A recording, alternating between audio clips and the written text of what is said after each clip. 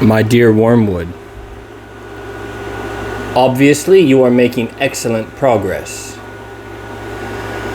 My only fear is lest, in attempting to hurry the patient, you awaken him to a sense of his real position. For you and I, who see that position as it really is, must never forget how totally different it ought to appear to him. We know that we have introduced a change of direction in his course, which is already carrying him out of his orbit around the enemy.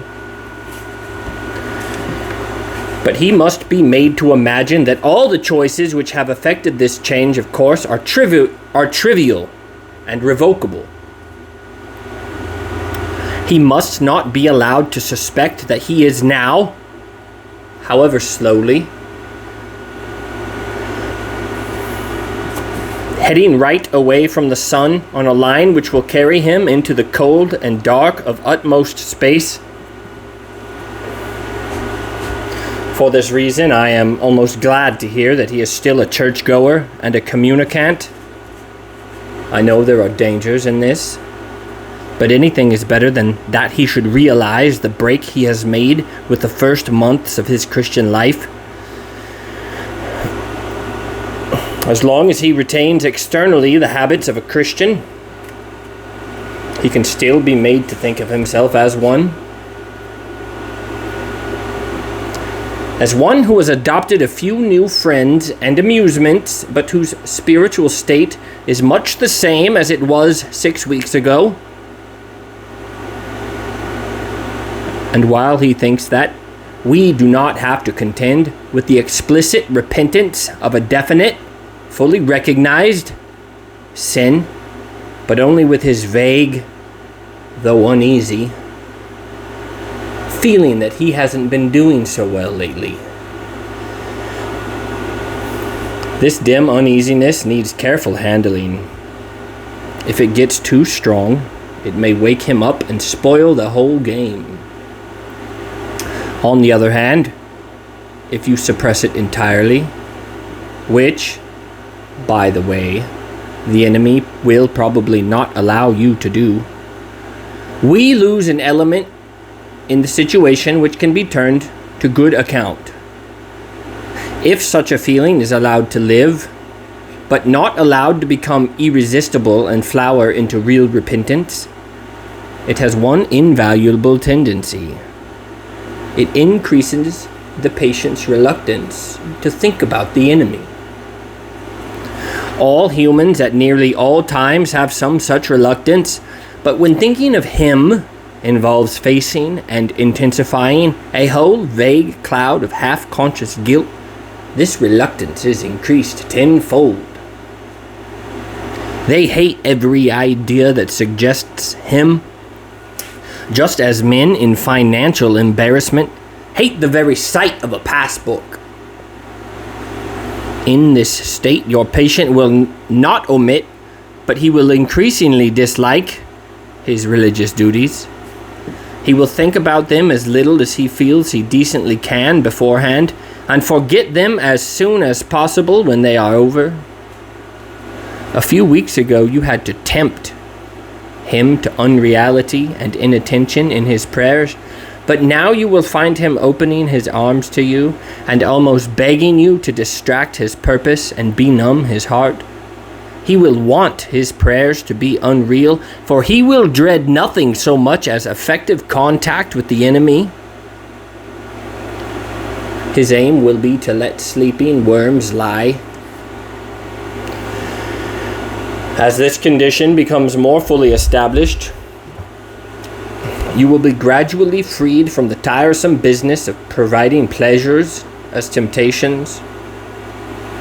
And as the uneasiness and his reluctance to face it cut him off more and more from all real happiness, and as habit renders the pleasures of vanity and excitement and flippancy at once less pleasant and harder to forego, for that is what habit fortunately does to a pleasure, You will find that anything or nothing is sufficient to attract his wandering attention. You no longer need a good book, which he really likes, to keep him from his prayers or his work or his sleep. A column of advertisement in yesterday's paper will do. You can make him waste his time not only in conversation he enjoys with people whom he likes, but in conversations with those he cares nothing about, on subjects that bore him. You can make him do nothing at all for long periods. You can keep him up late at night, not roistering, but staring at a dead fire in a cold room. All the healthy and outgoing activities which we want him to avoid can be inhibited, and nothing given in return, so that at least he may say, as one of my own patients did on his arrival down here, I now see that I spent most of my life in doing neither what I ought nor what I liked. The Christians describe the enemy as one without whom nothing is strong. Nothing is very strong. Strong enough to steal away a man's best years, not in sweet sins, but in a dreary flickering of the mind over it knows not what and knows not why, in the gratification of curiosities so feeble that the man is only half aware of them, in drumming of fingers and kicking of heels, in whistling tunes that he does not like, or in the long, dim labyrinth of reveries that have not even lust or ambition to give them a relish, but which, once chance association has started them, the creature is too weak or fuddled to shake off. You will say that these are very small sins, and doubtless, like all young tempters, you are anxious to be able to report spectacular wickedness. But do remember, the only thing that matters is the extent to which you separate the man from the enemy.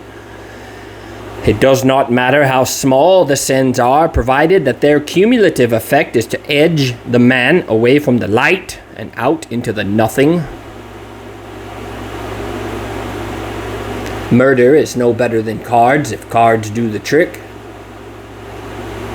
Indeed, the safest road to hell is the gradual one, the gentle slope, soft underfoot, without sudden turnings, without milestones, without signposts. Your affectionate uncle, Screwtape.